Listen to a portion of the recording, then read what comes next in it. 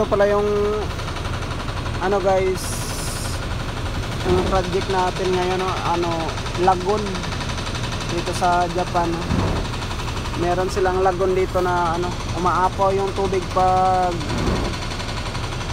nagbabaha, umuulan. So nasa siguro nasa 15 meters siguro yung ano ng tubig na to.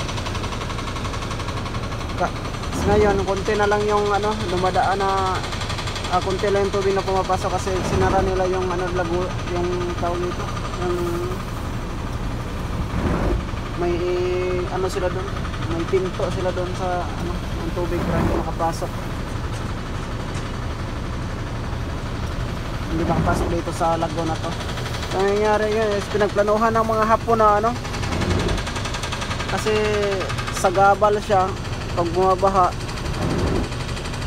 nakakaperwisyo sa ibaba, mga bahay sa ibaba.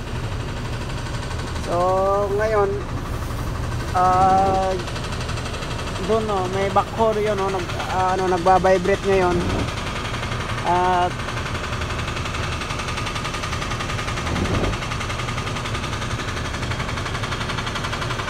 nag-ano siya ngayon, binabasag niya yung mga bato ginagawa ng pintuan kasi yung tubig dito na umaapaw padadaanan yan doon sa ano, summer. Gagawin nilang tourist spot ito. Yung sa may harap ng backhoe na yan na nakataliko dito, ano yan, mga nasa 80 to 100 feet yata yung lalim dyan.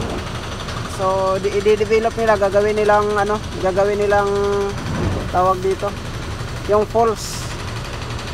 Kaya yung lupa doon hinahakot ko, nag-drive ako ng dump truck, hinahakot ko papunta dito sa ano, yan may backhoe sa likod yun